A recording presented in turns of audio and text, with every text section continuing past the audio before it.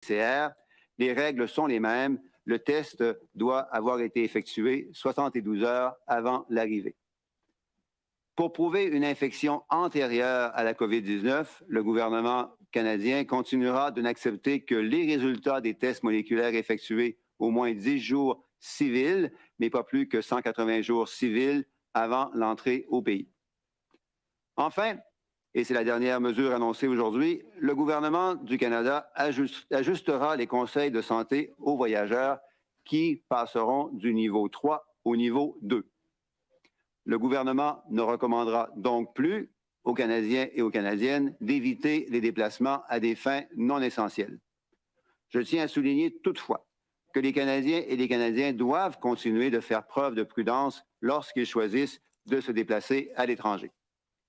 Il existe un risque toujours très réel de tomber malade à l'étranger et d'être contraint de prolonger son voyage si l'on obtient un résultat positif au test de dépistage de la COVID-19 lorsqu'on se trouve à l'étranger.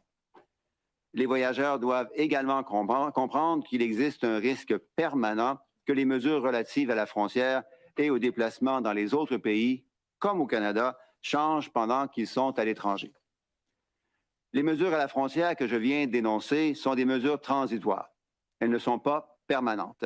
Nous allons continuer de le réévaluer au cours des prochaines semaines et des mois. Si la situation épidémiologique le permet, si les niveaux d'hospitalisation continuent à descendre et si les Canadiens continuent à recevoir leur dose de rappel en grand nombre, d'autres allègements pourront être envisagés.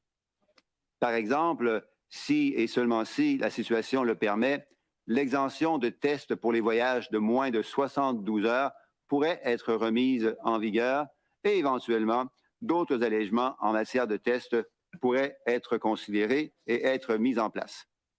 In conclusion, Canadians, I'm happy to announce these changes today, as I know many of us are looking forward to living with fewer restrictions. However, we must continue to exercise prudence. Let me be clear, our fight against the virus is not over. As we have seen over the last 2 years, COVID-19 does not follow a predictable path. It does not abide by any timelines. Canada needs to be prepared to face future waves, future variants, which may or may not be smaller than the current Omicron surge, depending on how the virus continues to evolve. Today's announcement is obviously very encouraging, but I will repeat it, all measures are subject to constant reevaluation. We will continue to adjust them according to science, prudence, and the evolution of the epidemiological situation. I would like to thank Canadians everywhere for doing their part, getting vaccinated, including boosters, and following public health advice from their local officials. Our actions are part of the reason we're able to transition to this phase of the pandemic, a phase where we are beginning to learn with the virus. It's obvious, but it's important to remember we have individually and collectively the power to reduce the impact of the virus on our daily lives.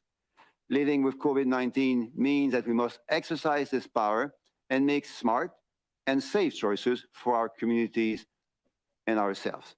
Thank you, and I will now turn it over to Minister Alghabra. Thank you very much, Minister Duclos. Bonjour à tous. Hello, everyone. I want to begin by acknowledging that I'm joining you along with my colleagues today from the traditional territory of the Algonquin and Anishinaabe peoples. Today is a great day for Canadian travelers, tourism, and aviation. Ce sont des bonnes nouvelles. As Minister Duclos said, we've always said that we will adjust our border measures based on public health recommendations, and this is what we are doing today. As a next step, I am happy to announce good news that I know many communities across the country have been waiting for. Currently, only 18 Canadian airports can receive international flights. As of February 28th, the ban on international flights to all remaining airports that normally receive international flights will be lifted. Les mois prochains, d'autres aéroports pourront recevoir des vols internationaux.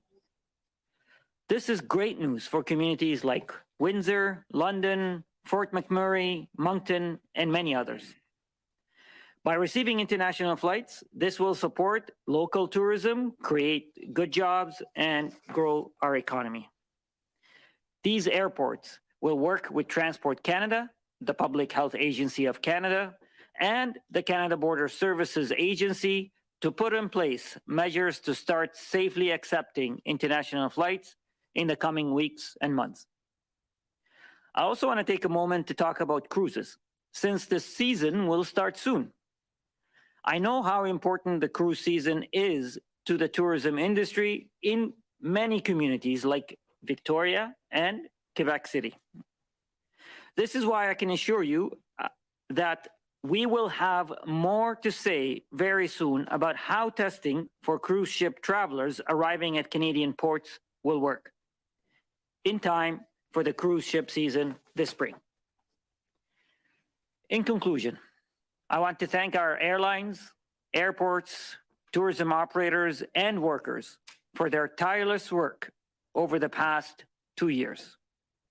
Pilots, ground crews, cabin crew, air traffic controllers, and many others have kept travel safe, have kept goods moving, and have kept our economic recovery on track. Un grand merci. The measures we're announcing today are possible thanks to Canadians who have stepped up, rolled up their sleeves, and gotten vaccinated. Merci. Thank you.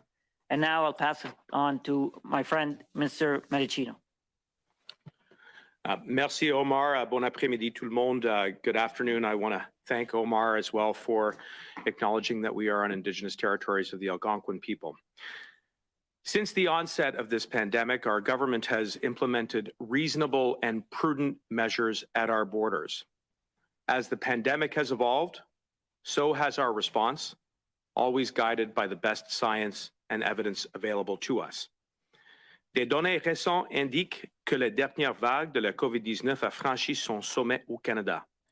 À mesure que les provinces et les territoires modifient leurs mesures sanitaires, nous devons passer à la prochaine phase de la pandémie et adopter une approche plus durable de longue haleine. And before I go on any further, I would like to take a moment to thank the members of Canada Border Services agencies for their ongoing tireless work.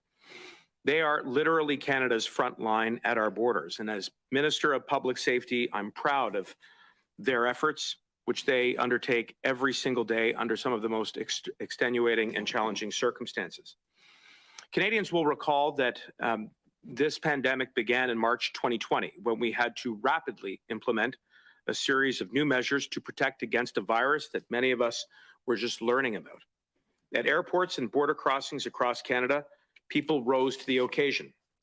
Since then, CBSA officers have been responsible for enforcing a wide variety of public health measures, which have changed on the health situation here in Canada and around the world. And today is another moment of change. Pendant ce temps, l'Agence des services frontaliers du Canada a été responsable de mettre en œuvre les dispositions liées à l'entrée au pays. J'aimerais rappeler tous les voyageurs, même ceux qui sont vaccinés, vous devez continuer d'utiliser ArriveCan. Canadians traveling must continue to use ArriveCan. Vous pouvez utiliser l'application mobile ou le site web pour nous fournir les renseignements obligatoires dans les 72 heures avant votre arrivée au Canada.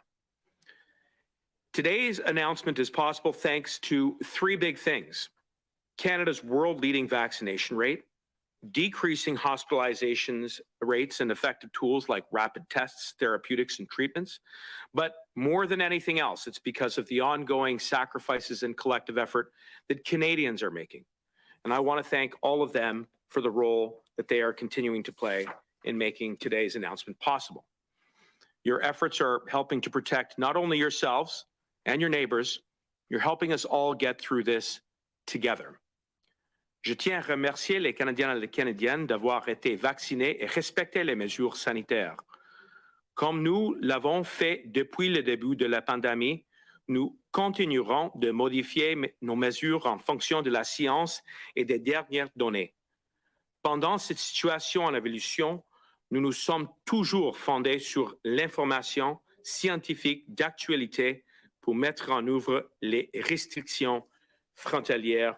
And as Minister of Public Safety, my commitment to you is that we will never hesitate to do what is necessary to keep people safe. And before I turn it over to my colleague, Minister Boissonnault, I'd like to provide a few words by way of an update on the ongoing concrete actions that the federal government is taking to end the illegal blockades across the country.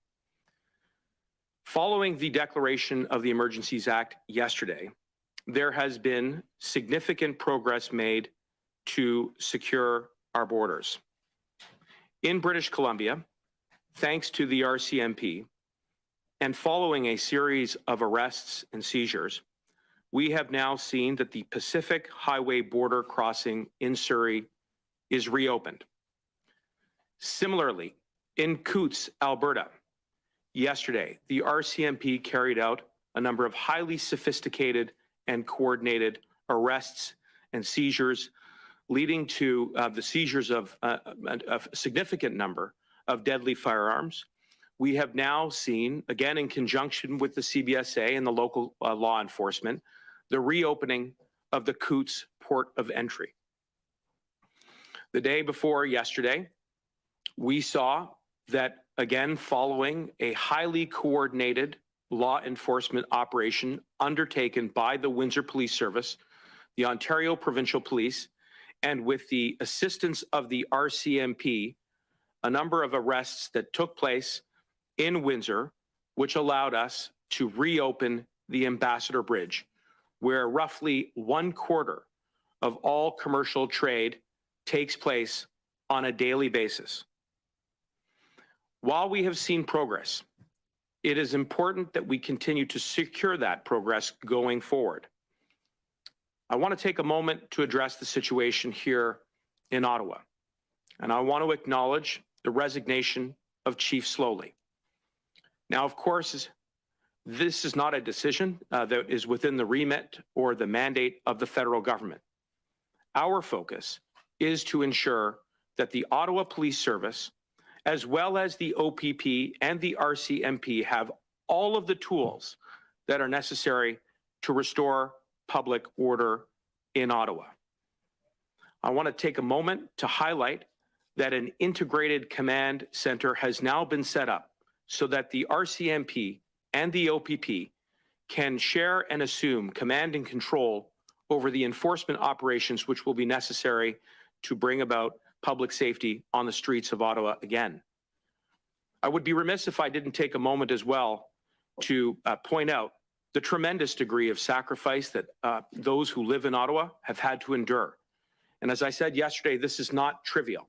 We're not just talking about interruptions when it comes to people dropping off their kids at school or getting to work or moving about. What we have seen in Ottawa is an ongoing and sustained effort by a small organization who, with a very extreme ideology, has intimidated, harassed, and has broken the law in a way that is unacceptable. The state of the situation on Wellington Street over the course of the weekend is unacceptable, and we have seen it now for three weekends in a row, and it must stop. And this is why we're going to continue to ensure that law enforcement has every single piece of equipment, every personnel, and everything that they need at their disposal. It also explains why it is that the government took the careful and deliberate decision yesterday to invoke the Emergencies Act. And I want to update Canadians that today we have now published the declaration of the Emergencies Act, which will enable the government to quickly operationalize and bring to life the words which appear in that declaration. That includes declaring certain zones as being prohibited for assembly, where there may be a risk to the breach of peace, as we have seen here in Ottawa and elsewhere.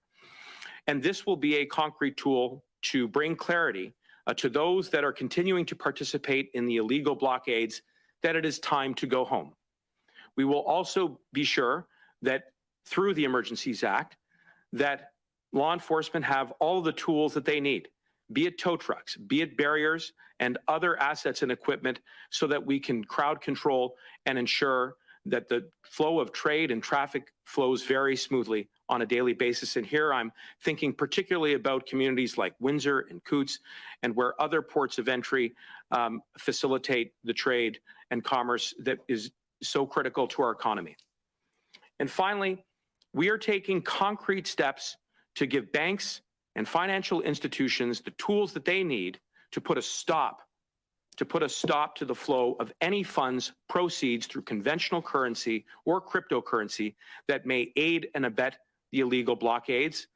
And I'm assured by conversations that I've had with the Commissioner of the RCMP and other representatives of law enforcement that they understand the urgency of the situation, so that all of these tools can be put to their disposal as quickly as possible.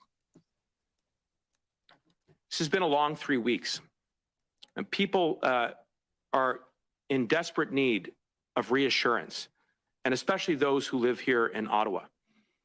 And everything that the government has done has been with the focus on protecting the health and safety of Canadians. And we are going to continue to work around the clock until we get that job done. And we obviously depend on our law enforcement to now enforce the laws that the government has written. With that, I will turn it over to my colleague, Minister Boissonnault. Merci. Well, thanks very much, Minister Mendicino. Bon après-midi, tout le monde. Good afternoon, everyone. I, too, would like to acknowledge that we are on the unceded territories of the Algonquin and Anishinaabe peoples. And let me just begin by thanking Minister Mendicino and Minister LeBlanc for your steadfast collaboration and work with officials in Alberta, and making sure that we're able to do what needs to be done to open up the traffic at the Coutts border. As Minister for Alberta, I thank you for your collaboration and your steadfast cooperation with the authorities in Alberta on behalf of Albertans and Canadians. So thank you both very much.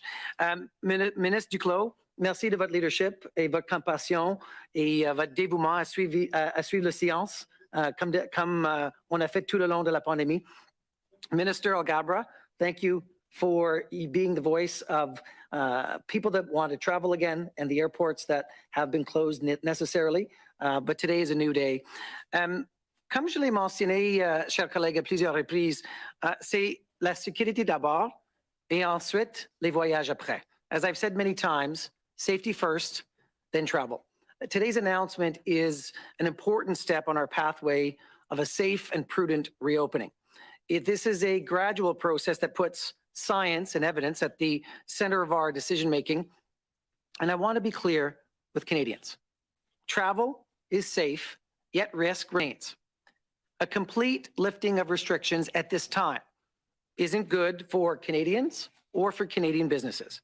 We don't want to have to snap back restrictions, but we are prepared to do so if need be. A gradual process provides us with predictability, provides the industry with predictability, and helps everyone keep moving in one direction, which helps everyone. J'ai hâte de rencontrer en personne, en toute sécurité, les entreprises et les organisations touristiques d'un bout à l'autre du pays. Le travail que vous faites est ce qui fait du Canada un endroit si merveilleux à explorer. Announcements like the one we're here making today help ensure that Canada continues to be recognized as a destination of choice. Coupled with our high vaccination rates and a focus on health and safety, Canada has a huge marketing advantage as one of the safest places in the world to travel to. And today's announcement is an important step in signaling that Canada's visitor economy is opening up, welcoming travelers for an all-important summer season. To everyone in the tourism sector, let me say this: whether you be worker, owner, operator, we know how long you've waited for this day. We know how hard it has been. And we have had your backs, and we will continue to have your backs, and brighter days are ahead. À tout le monde du secteur du tourisme, aux travailleurs, aux entrepreneurs, aux opérateurs, nous savons à quel point vous avez attendu cette journée et que vous étiez si patient. Et nous savons que vous avez attendu avec impatience pour cette journée. Nous savons à quel point ça a été difficile. Nous avons été là pour vous et pour vous soutenir tout le long de la pandémie. Nous allons continuer de vous soutenir aussi longtemps qu'il faudra. Je suis heureux qu'une fois de plus, les voyageurs et les groupes puissent se faire des souvenirs en visitant une destination sûre et puissent profiter au maximum de tout ce que notre beau pays a à offrir. Merci. Thank you. I'll turn back to the moderator. Thank you. Okay. We have a few questions in the room. So I believe first we have Sébastien Delosier, Radio-Canada, then Tana McCharles, Toronto Star after that. Thank you. Merci. Ma question est pour M. Duclos, quoique tous pouvez y répondre. Hier, donc, vous invoquez la loi sur les mesures d'urgence, ce qu'on pourrait qualifier de bâton. Aujourd'hui, avec la levée de ces restrictions à la frontière, c'est un peu la carotte. Avez-vous cédé aux demandes des manifestants ou ces manifestations ont-elles influencé votre prise de décision? Merci beaucoup et je vais répondre de deux façons. La première, c'est que si vous écoutez attentivement, tout ça repose sur des données épidémiologiques vaccinales qui évoluent depuis plusieurs semaines. On regarde ça attentivement depuis, évidemment, le début du mois de décembre, depuis l'arrivée du variant Omicron. Donc, c'est sur la base, comme je le dis souvent, de la science et de la prudence, mais aussi de la situation épidémiologique que ces décisions se prennent. Elles prennent du temps, évidemment, parce qu'en plus des données, il faut aussi toujours agir avec prudence. Et la deuxième chose que je noterais, c'est que l'annonce d'aujourd'hui ne change rien par rapport à l'approche du gouvernement canadien sur l'importance de la vaccination. Les mesures que j'ai annoncées aujourd'hui ne touchent que les gens qui sont vaccinés. Les conditions avec lesquelles ces gens peuvent voyager sont effectivement assouplies et adaptées. Mais pour les non-vaccinés, rien ne change. On sait que la meilleure protection qui puisse exister lorsqu'on se déplace au Canada ou à l'étranger, c'est d'être vacciné. D'accord. Et M. Algabra, donc la loi sur les mesures d'urgence pourrait vous permettre de réquisitionner des remorqueuses. M. Mendicino y a fait référence, mais pour dégager les camions. Mais qu'allez-vous faire si les remorqueurs ne veulent pas participer à l'opération, comme certains nous l'ont déjà dit? Quelle est votre solution de dernier recours? Thank you for the question. As the Prime Minister and Minister Mendicino and others have explained, the invoking of the Emergencies Act is to provide additional tools to law enforcement agencies and communities who want to end the illegal blockades and to protect our critical infrastructure, to protect our economy. One of those tools is to ensure that tow truck operators are compelled to offer services to end these illegal blockades. Obviously our hope is that tow truck operators are able to comply with the requirements that law enforcement agencies. The good news is that so far we've cleared 3 blockades without having to utilize these measures. So that is ultimately our hope, but these are additional tools if needed, and we'll deal with the hypothetical scenario. If someone refuses the order, law enforcement agencies will enforce the law. Yeah. This question, I think, is for Mr. Mendicino. Minister, I didn't hear you thank the Ottawa Police Chief, and a lot of residents here are wondering who is in charge, and you've referenced OPP and RCMP now controlling the management of the situation. I'd like to know what's your expectation as to how they're going to manage the situation and end the blockade here, especially when there are already premiers and civil libertarians saying you have not met the threshold to trigger this act. Well, just first with regards to Chief Slowly, I acknowledge that this is an individual who has served many years on the front lines of the public service, has crashed through many barriers in rising to the position of being a chief of police. And I think that there is an important reflection there. And as to the decision itself, as I pointed out, Tonda, that is not something that the federal government has any jurisdictional insight into. There are mechanisms that exist there within the Windsor Police Board. But what I will say is, yes, I'm sorry, I meant the Ottawa Police Board. Thank you.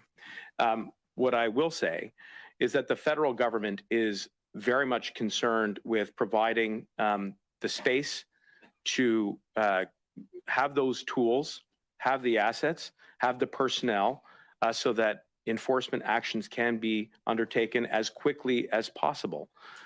It is not for an elected representative to put on a uniform, put on a badge, and to go onto the streets and to do that job. We rely on our law enforcement branch to do that work. The invocation of the Emergencies Act is a tool. It's a new tool that we're using. It's never been used before in the country. Now, the good news is that the framers of that statutory instrument foresaw a predicament like the one that we now find ourselves in, to afford the government some additional flexibility so that law enforcement could, for example, declare certain zones and areas that are adjacent to critical infrastructure, like borders, like our national symbols, including legislatures, like war monuments, so that people who are participating in illegal blockades, which are clearly a breach of the peace, as a no-go zone. Now, that is a very tangible tool. There have been questions that have been raised over the last number of days about whether or not police have the appropriate authorities, be it in the criminal code or in other provincial legislation. The declaration of the Emergencies Act resolves that ambiguity. In addition to that, the framers also contemplated that there would be a need to move with great rapidity to get law enforcement concrete tools like barriers, like tow trucks, like other assets, in a way that is efficient so that they can move forward with enforcement operations where are appropriate. But I want to draw a bright line about what the role of the government here is and what the role of police is. And the role of police is to now utilize those tools in a way that is obviously respectful of the Charter, in concert with provincial and municipal authorities, not in conflict with them, so that we can restore public order. No one wants to see another weekend like the last three on Wellington Street. And I'm assured by my discussions with the police that they fully appreciate that. And we now depend on them to do the job. You have not set out publicly what zones are specifically designated as no-go zones. If you could clarify if that's something you're leaving to police to do, and why are you using essentially language that's in the Terrorism Act to describe the context for enforcement measures? You described in the declaration political and ideological objectives of protesters. Why are you using that? Well, that's actually a very important question, and I think it cuts right to the core of what we're confronted with in this moment. There have been those who have tried to characterize these illegal blockades about vaccines and mandates and fatigue with the pandemic. That is not what is driving this movement right now. What is driving this movement is a very small, organized group that is driven by an ideology to overthrow the government through whatever means they may wish to use. And yesterday's arrests in Coutts should be a cautionary tale about what it is that we are precisely dealing with here. The seizure of a significant number of illegal firearms by a group that is very committed to the cause is something that we need to be very sober about. Now, as absurd and as outlandish as the claims may be of this group, one only has to survey the damage that has been caused over the last number of weeks to our economy as a result of the interruption of the flow of our supply chains, but equally here in Ottawa. Again, like, you can't overstate what people who live here in Ottawa have had to go through. People who live in Ottawa do not feel safe right now. They don't feel safe to leave their homes. They don't feel safe to walk their streets. They don't feel safe to drop off their kids. They don't feel safe to go to work. And they certainly don't feel safe to go on Wellington Street on the weekend. And that's just simply unacceptable.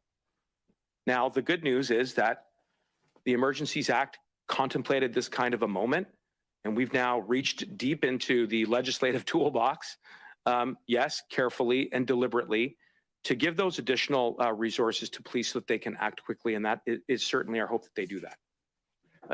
Just before we take the next question of programming, note the rules we have here. We split time between inside and outside. So after this question, I will have to give a block of time to people outside the room. Go ahead, thank you. Gray from CTV. My question's for Minister Mendocino. Yesterday, after the Prime Minister announced and you were at the press conference that the Emergency Act was brought into place, I went down to Wellington and I talked to a bunch of truckers. They said, hey, the Prime Minister just announced that you might lose your insurance. They could take your truck. They could freeze your bank account. Pretty much everyone laughed in my face, said, I don't care. I'm not going to change my mind. We're not going to move. Is it the government's position that there is an expectation that force will need to be used to remove at least some of the truckers who are on Wellington and the other streets in Ottawa? Short answer is we certainly hope not.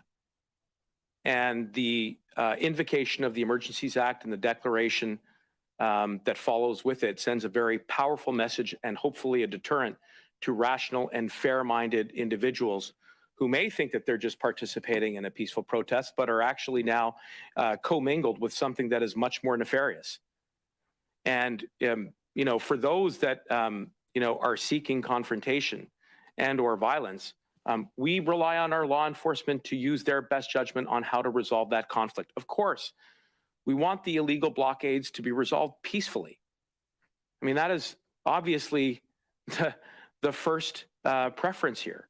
And I know that police services at every level dispatch any number of tactics and techniques which are within their domain of expertise to do just that. And thus far, we have been very fortunate in that there has not been any mass outbreak of violence. And that's the way we want it to stay. So to anybody who's in the illegal blockades and who thinks that this is simply a peaceful assembly, there are any number of clear signals from the government that now is the time to go home. And of course, if people are not being motivated, and one would think that the additional powers that are introduced under the Emergencies Act around seizing proceeds and funds, which is, I think, an instrument that we'll be working very closely with the banks and financial institutions to operationalize, then here again, we will depend on police to do the job, to do it responsibly, to do it within the parameters of the law and the charter, and to do it in a way that is as peaceful as possible. You mentioned that there's an ideology by the people who are here in Ottawa to overthrow the government. And when you combine that with the fact that we've seen that there were a number of guns seized by the RCMP in Coots, is it also your expectation that the trucks out in Wellington and around Ottawa would have guns in them as well? Look, we, for an assessment of that, have to rely on law enforcement. I don't want to speculate about what may or may not be in possession of those who are participating in the illegal blockades. And this gets back to what Tondo was asking earlier about who's responsible for what. What elected representatives in government governments are responsible for are to give police the tools that are necessary. And yesterday's invocation of the Emergencies Act is another tool. But in terms of operationalizing those laws, making them real on the streets, that's the job of the police. That's the job of those who put on the uniform and the badge. And that's why we are, depending on them to restore public safety in the most responsible and professional manner that they can, as quickly and as peacefully as possible. Okay, we're going to turn to some calls from outside the room now. I'd like to start with Melanie Marquis, La Presse, followed by David Thurton, CBC. Melanie, your line should be opening. À vous la parole. Oui, bonjour. Ma question est pour Monsieur Duclos. La première, c'est juste une précision sur le niveau, les avis aux voyageurs. Là, vous dites qu'on va revenir à 2 plutôt que rester à 3. Juste me préciser que c'est bel et bien à partir du 28 février. Et puis d'ailleurs, sur le 28 février, pourquoi attendre 2 semaines avant de lever les restrictions? Quelle est la base scientifique de ce délai de 2 semaines? Beaucoup. Alors, la précision, c'est qu'à partir du 28 février, qui est un lundi, donc c'est dans la nuit du dimanche au lundi février, donc lundi le 28 février, que ces changements viennent en vigueur. Deuxième chose, sur l'avis aux voyageurs, il passe effectivement du niveau 3. Le niveau 3, c'est qu'on déconseille tout voyage non essentiel au niveau 2, où là, on invite les gens à faire preuve de prudence lorsqu'ils considèrent aller voyager à l'extérieur. Prudence, c'est 2 choses.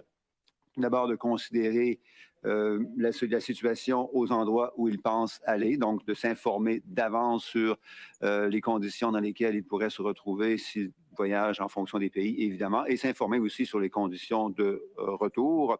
Et la troisième chose, c'est que pourquoi le 28 février? C'est parce qu'il y a des changements, évidemment, à faire à Rive-Cannes. Il y a des mesures qu'il faut absolument bien programmer et bien préparer pour que tout ça puisse être mis en place là, correctement.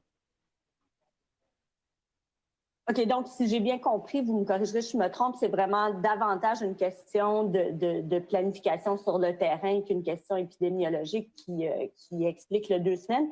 Puis mon autre question, ce serait pour le ministre Medicino. J'aimerais avoir votre réaction à la démission du chef de police d'Ottawa, M. Slowly. Est-ce que le gouvernement fédéral a fait pression pour que M. Slowly parte et est-ce que vous pensez que ça va permettre de tourner la page, d'ouvrir un nouveau chapitre dans l'occupation à Ottawa? Non, absolument pas. Il n'y a aucune de pression qui a été mise par le gouvernement fédéral sous la décision. C'est une décision, je comprends que c'est une décision personnelle et comme j'avais déjà dit, il faut reconnaître tout le travail de Chief Slowly pendant des décennies sur les premières lignes des services des policiers. Mais maintenant, notre focus au niveau de le gouvernement fédéral est de mettre toutes les ressources à la disposition pour les services des policiers pour avancer une opération pour une restauration de l'ordre sur les rues et pour tous les gens qui vivent en Ottawa. C'est une situation qui est inacceptable et ça, c'est notre focus. David Thurton, CBC. Minister Mendicino, you said it in French there, if I understood you correctly. You understand that Chief Slowly's resignation was personal. What do you mean by that? My understanding is that this was a resignation. I would just point out that, to be clear, that the federal government had no role in the decision, and that there are obviously, relationships that exist between Chief Slowly and the Ottawa Police Board that are beyond the remit of the federal government here. Our focus is to continue to give the Ottawa Police Service, the Ontario Provincial Police, and the RCMP all of the resources that they need to restore public order in the streets of Ottawa.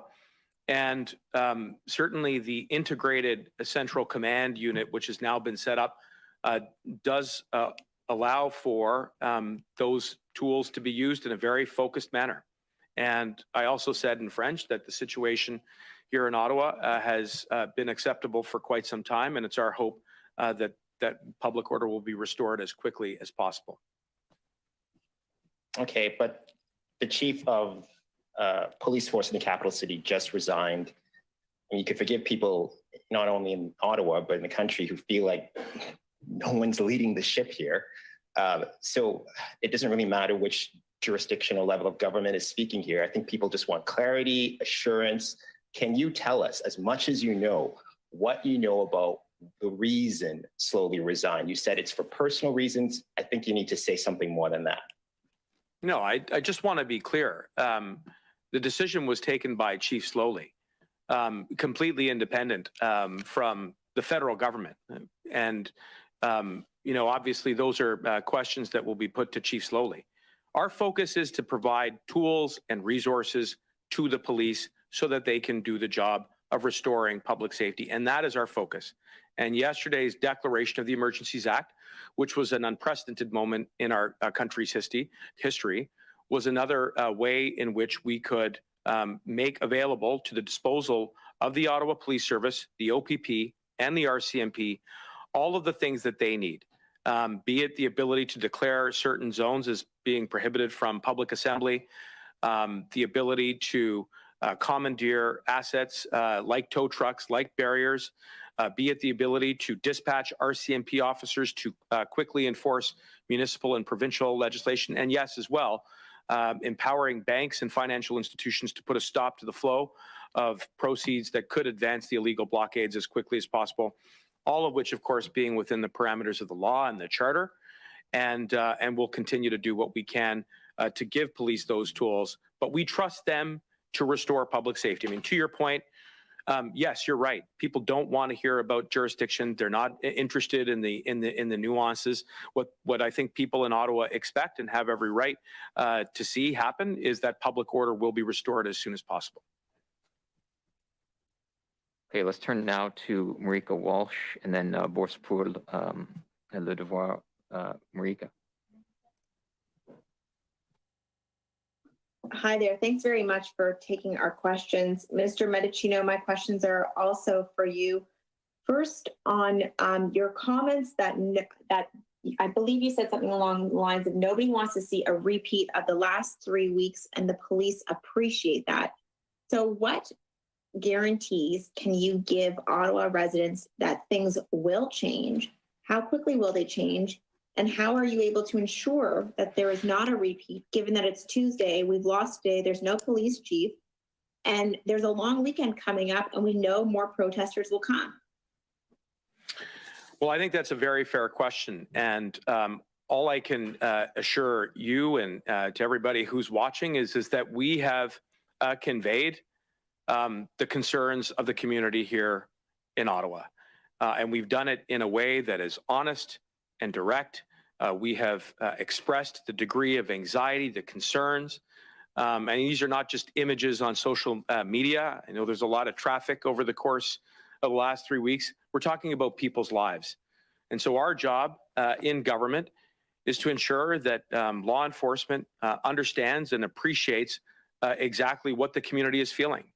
The conversations that we've had, particularly with my colleagues who work in our government, Minister Fortier and MP Nakfi, have been extremely vocal, as has been all of the MPs who are members of the NCR caucus. I want to be clear, not only in Ottawa, but also in the Gatineau region. And our job is to make sure that police understand that anxiety. And from the exchanges that I've had with the commissioner, I believe that the RCMP understand it. And I know that they're working day and night to be sure that there is an operation that will be put into effect to restore public order. It isn't easy. You know, the illegal blockade has now become entrenched in the downtown core over the last 3 weeks. You see trucks on Wellington Street. You see other structures. You know, you see fireworks going off. You see barriers that have been toppled. I mean, there's a lot of work that needs to be done. But the point that I would just make is that, you know, from my conversations with law enforcement at the federal level, that they understand that challenge and they're going to work day and night to make sure that there isn't a repeat. Thank you for that response. And going to another comment that I've heard repeatedly from yourself and your colleagues, the government keeps pointing to the situation in Coutts as a justification or one of the justifications for the Emergencies Act being invoked. But the police were able to deal with circumstances in Coutts without the Emergencies Act.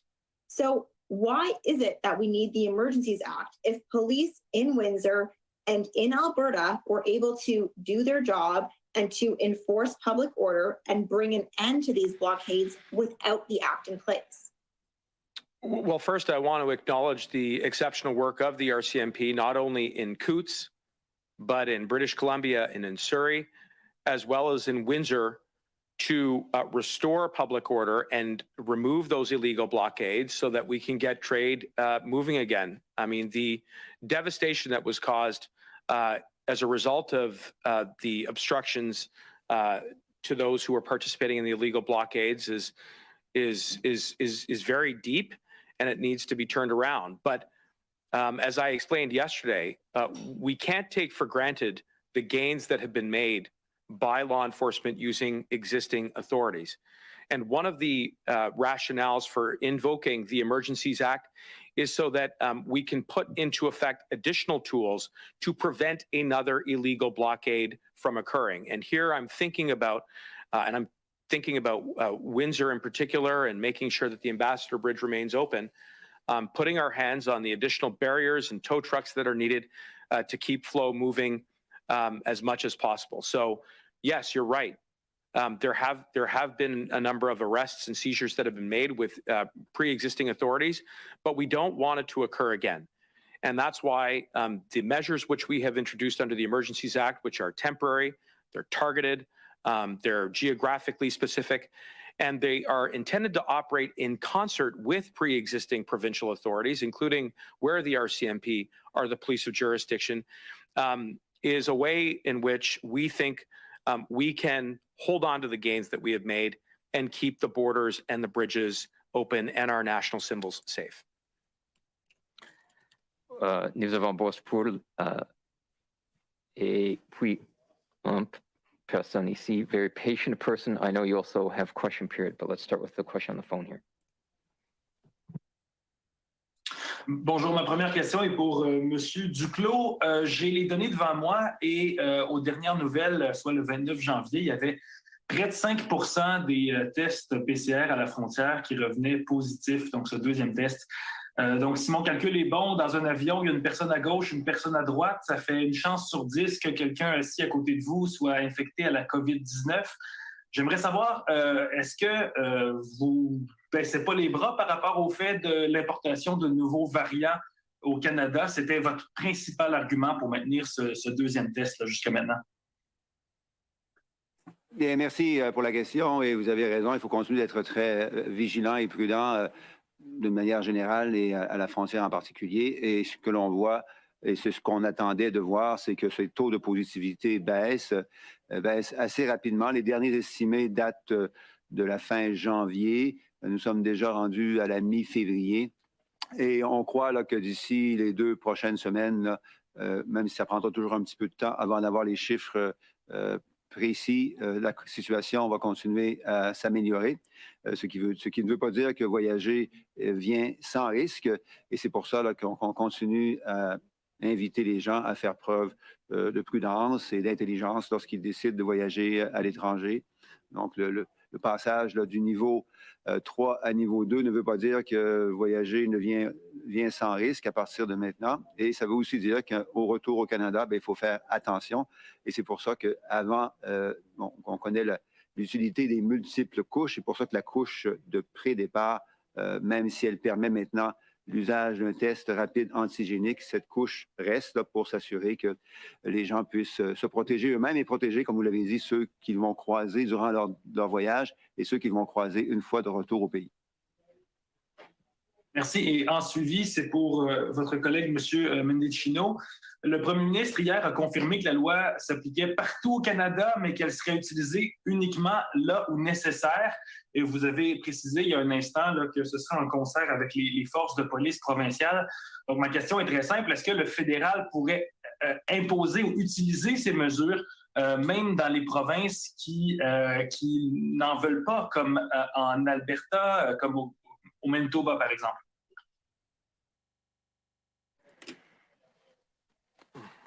Je pense que vous avez bien expliqué la façon comment la loi d'urgence vont être implémentées sur le terrain. Il y a des utiles dans cette loi qui sont nouveaux et qui sont, on peut ajouter, on peut utiliser les utiles de cette loi dans des régions, des géographiques très spécifiquement. Et peut-être la plus importante chose, et les utiles au-dessus de cette loi vont être utilisés en collaboration avec les autorités de les provinces et les territoires. Ça, c'est une chose que le Premier ministre avait bien expliqué à tous les premiers ministres de les provinces et les territoires. Et on relié sur les services des policiers de travailler ensemble avec leurs homologues fédérales, provinciales et même locales pour l'implémentation de cette loi spéciale. Ministers, thank you. Merci. I know you have to get to question period. I'd also observe there's one reporter here who might be able to squeeze something in, but I realize you have to walk through the trucks across the street to QP. So thank you very much for your time. Merci, Miigwech.